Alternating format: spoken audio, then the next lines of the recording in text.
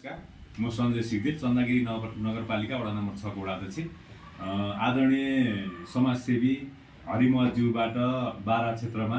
100 करोड दीप प्रज्वलन कार्यक्रम हुँदैछ, जुन ऐतिहासिक कार्यक्रम यो नेपाल राष्ट्रको शान्तिका लागि र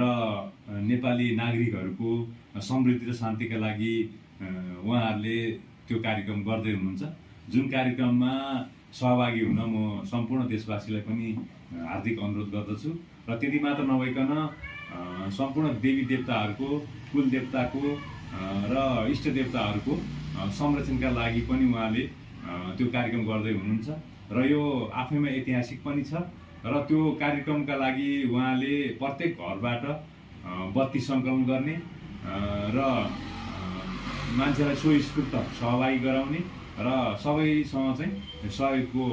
अपेक्षा पनि गर्नुभएको छ र यो कार्यक्रमलाई पूर्ण सफलताको शुभकामना व्यक्त गर्दछु।